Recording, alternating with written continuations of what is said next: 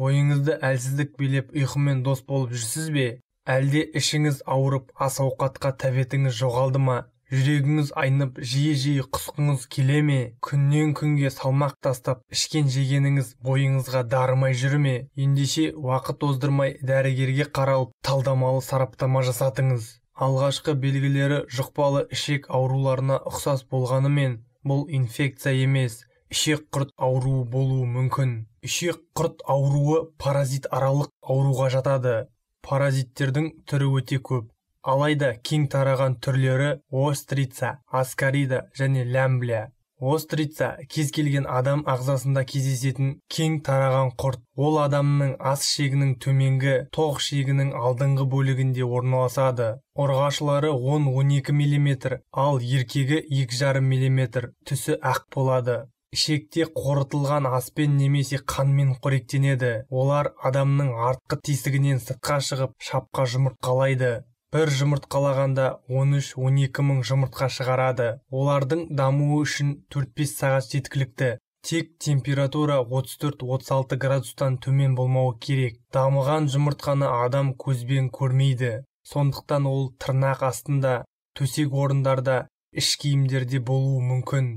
Аскарида бұл адам шегінде жиі кездесетін құрттардың түрі. Бұл жер бетіндегі бүткіл адамның бәрінде бар. Жіпке ұқсас өте жіңішке, ақшыл қызғылт түсті. Бұл құрттар артқы дәрет жолының сыртқы қабырғаларында мыңдаған жұмыртқа салады. Түнде қозып, ашып қышытады. Қасынған болсаңыз, тырнақ астына кіріп, одан әрі тамаққа немесе қолыңызбен ұстаған заттарға тарайды. Кейде ағзада осындай құрттар бірігіп түйін құрайды. Осы кезде іш қатты түйіліп ауруы мүмкін.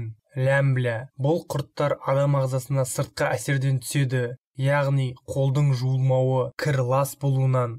Ұлтабар және аш ішектің жоғарғы бөлігінде өмір сүреді. Сондықтан кейде ұстама секілді ауру белгілерін тудыруы мүмкін.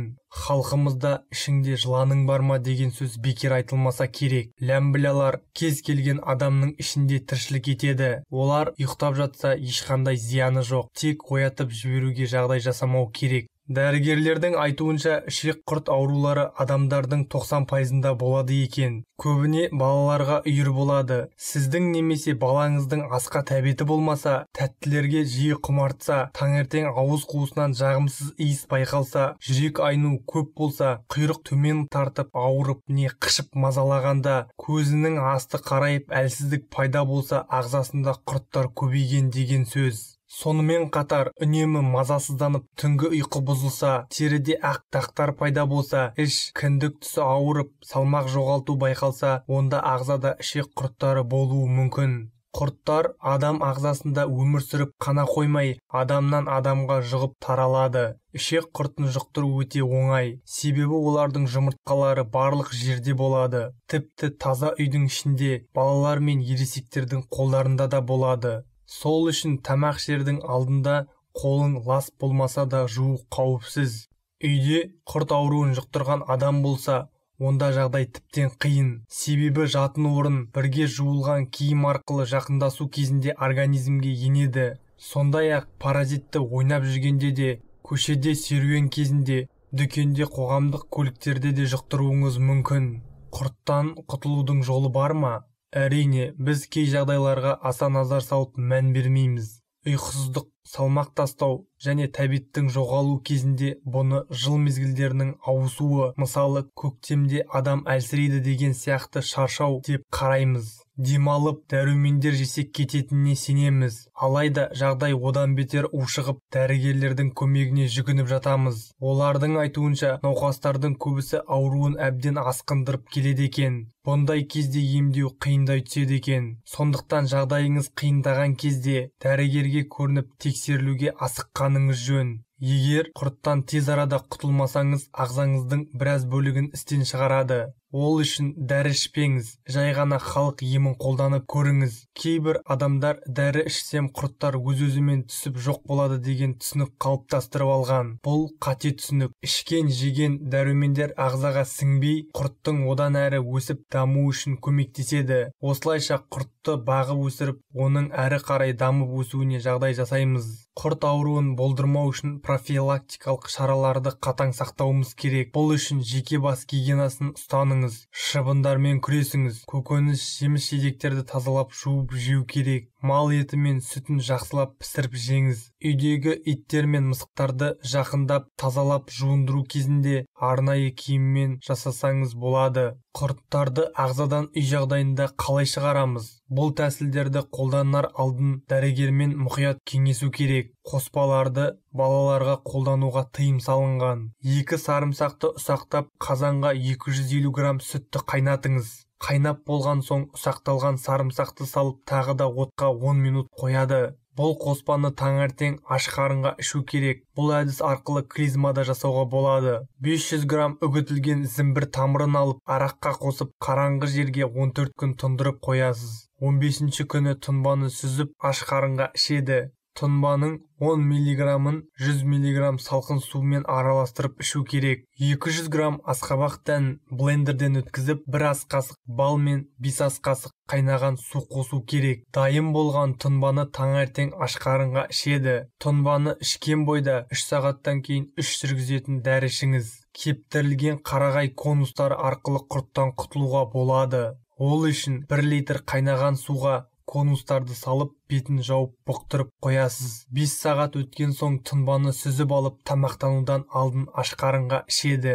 Сирен тұнбасы кептірілген гүлдерді арақпен араластырады. 10 күн қойып тамақтанар алдын 1 қасықтан ішеді. Паразиттерді коньяк арқылы жою. Көп адамдар бұл тәсілді жоққа шығаруы мүмкін, бірақ бұл тәсіл құрттарды тез жоқ қылады. Ол үшін 4 ас қасық коньяк пен 4 қасық қара шайды араластырады. Алынған тұнбаны түнгі сағат 2-де ішеді.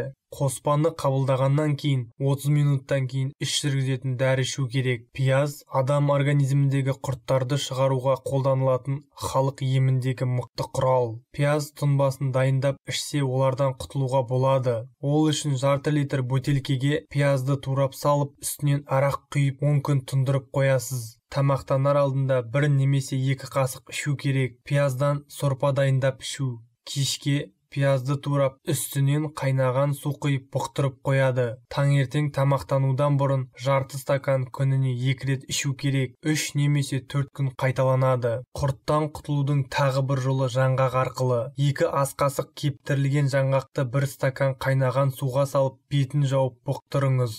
1 сағаттан соң күніне 2 рет жарты стаканнан ішеді. Емді 14 күн бойы жалғастыру керек. Балаларға стаканнан 4-тен 1 бөлігін күніне 2 рет ішкізеді. Бұл сусын асқазан ішек жолдарының ауруына да өз септігін тигізеді. Зат алмасу процесін жақсартады. Ас содасының паразиттерден құтылуда пайдасы орасан зор. Қарапайым күнделікті өмірде қолданып жүрген оның адам ағзасындағы құрттарды құртатын, ағзаны тазалайтын қасиеті бар. 1 ас қасық соданы 1 стакан қайнаған сумен араластырып 10 минут сайын 1 қасықтан ішеді. 1 апта немесе 10 күн бұл әдісті қайталайсыз. Бұл әдістерді қолданар алдында дәрігермен кеңесу керек. Құрттың адам ағзасына түсуі оңай, ал шығуы өте қиын. Мамандар адам ағзасында 384 құрттың кездесетінін айтады. Олар 1 сантиметрден 2 метрге дейін ұзын болады. Ағзаны құрттан қорғау үшін қайнамаған су ішпеңіз. Құрты бар адаммен араласпаңыз. Қолды тазалап жуып жүріңіз. Жәндіктер мен жануарларға көп үйір болмаңыз. Бұзылған ет тағамдарды қолданудан аулақ болыңыз. Балаларыңыз бен жақындарыңызға да ескертіңіз. Адам денсаулығы бізге берілген аманат екенін ешқашан естен шығармаңыз. Сіздермен бірге пайдалы ақпараттармен бөлісетін Шипагер арнасы. Арнаның дамуына өз үлесіңізді қосып, подписация батырмасын басып, арнаға тіркеліңіз. Видеоны достарыңыз бен туыстарыңызға таратыңыз. Және келесі видеоларды жіберіп алмас үшін қоңыраушаны басып қойыңыз. Деніңіз сау болсын.